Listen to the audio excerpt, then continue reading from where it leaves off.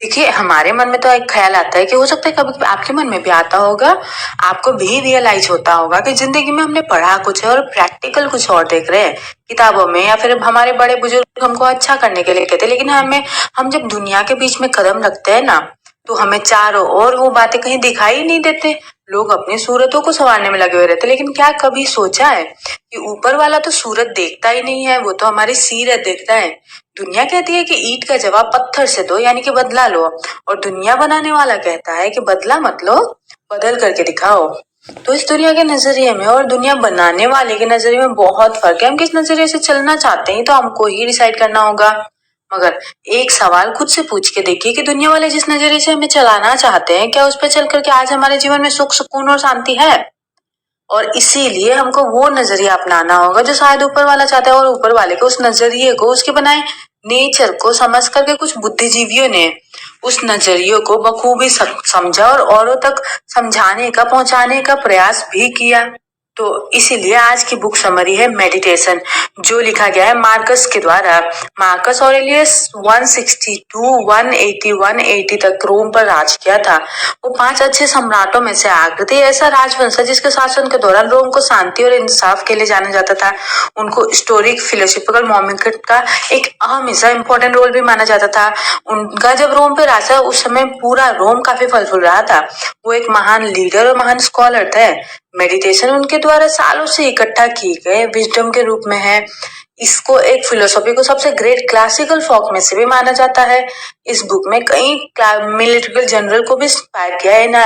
ये तो बहुत पक्की बात है कि आज इस समरी में आपको सुनने के बाद, पढ़ने के बाद अपनी लाइफ के लिए एक क्लियर गाइडिंग पाथ भी मिलने वाला है। चलिए बिना देर के स्टार्ट करते हैं आज की समरी मेडिटेशन। क्या आपने कभी स्टोइक शब्द के बारे में सुना है? ये एक ऐसे इंसान के बारे में बताता है जो कोई बिना शिकायत के अपने दर्द और दुख को सहन कर सकता है।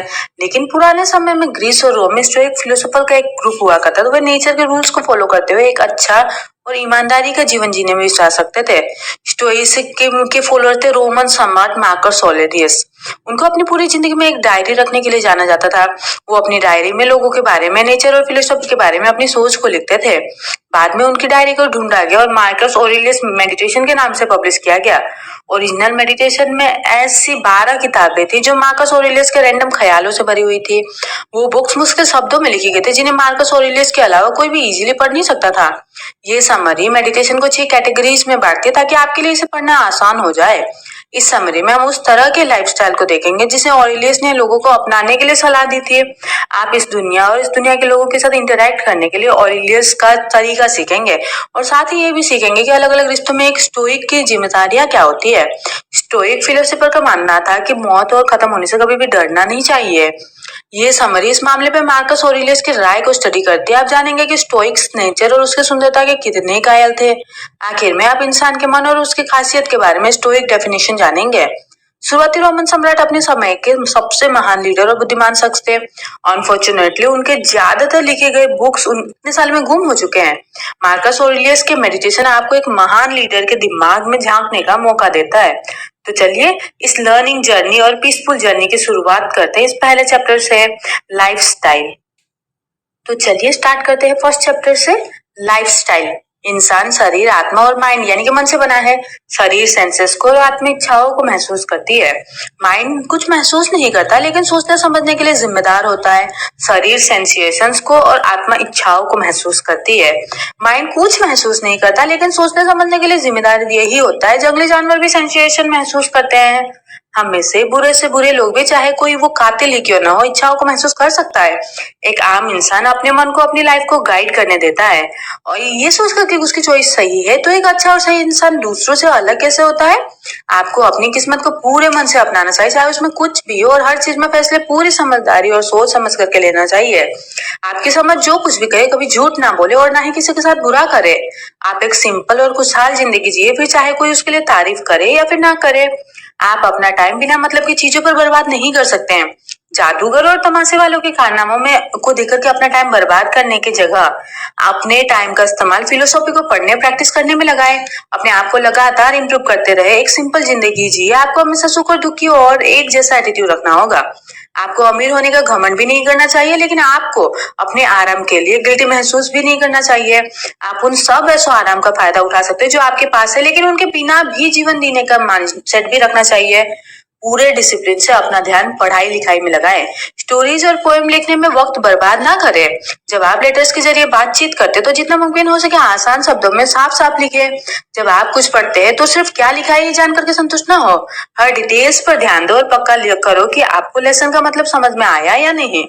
आप सिर्फ अपने सामने ही सभी कामों को पर्पसफुल और पूरा करके अच्छी जिंदगी जी सकते हो। इसीलिए पूरे ध्यान से, पूरे डेडिकेशन से अपनी ड्यूटीज को पूरा करो। अपने डेडिकेशन को अपने ऊपर हावी ना होने दो, नहीं तो ये आपको आपके मकसद से ही भटका देगा। अपने सभी काम को ऐसे करो जैसे कि वो आपके जीवन का आखिरी काम हो। कुछ इंसान आसानी से डिस्ट्रैक्ट हो जाते हैं और ऐसे लोगों का हर टाइम अपने काम पे फोकस करना पॉसिबल ही नहीं हो पाता। ऐसी सिचुएशन में कुछ सीखने, अपने टाइम को यूज करने और खुद को डिस्ट्रैक्ट होने से बचाए। और कई ऐसे भी लोग होते हैं जो आसानी से डिस्ट्रैक्ट नहीं होते, लेकिन उसके पास में काम करने का कोई मकसद ही नहीं होता है। वो भी उतना ही टाइम वेस्ट करते हैं जितना कि डिस्ट्रैक्ट होने वाले लोग करते हैं। कुछ पाप दूसरे पाप से भी बदतर होते हैं। सुख के लिए किए गए पाप गुस्से में किए गए पाप से बहुत ज्यादा बुरे होते हैं। नाराज इंसान तो अंदर से दुखी होकर के पाप करता है, शायद उसके साथ में कुछ गलत हुआ हो जिसकी वजह से उसका गुस्सा भड़क गया हो। लेकिन जब आप अपने मजे के लिए, खुशी के लिए पाप करते हो, तब आप किसी इंसान के या फिर दुनिया के किसी इन्फ्लुएंस में आकर के ऐसा नहीं करते हो। आप अपनी स्वार्थ की वजह से गलत काम कर रहे होते हो। इस तरीके से मजे के लिए पाप करने से आप कड़ी सजा के हकदार हो जाओगे। बहादुरी, ईमानदारी और सेल्फ कंट्रोल इंसान के जीवन का गोल होना चाहिए। फिजिकल और मेंटल दोनों तरह के बेकार इच्छाओं से दूर रखे खुद को। उन 3 वैल्यूज पर पूरा ध्यान दे। रुतबे, सम्मान और पैसे के पीछे ना भागे। अक्सर ये इच्छा अच्छी जिंदगी जीने वाले इंसान में अपने आप आ जाती है। अपने सामने आए सभी कामों को वैसे ही करे जैसे उनको किया जाना चाहिए। काम को पूरी एनर्जी, फोकस और सब्र के साथ में करें। आप जो काम करते हैं उसमें संतुष्ट होने की कोशिश करें, क्योंकि ये काम नेचर ने आपके लिए चुना है। यही सुखी जीवन जीने का मंत्र है। हमें 2 काम करने के लिए हमेशा रेडी रहना चाहिए। पहला, ऐसा काम करें जो इंसानियत की भलाई को ध्यान में रखते हुए सही हो।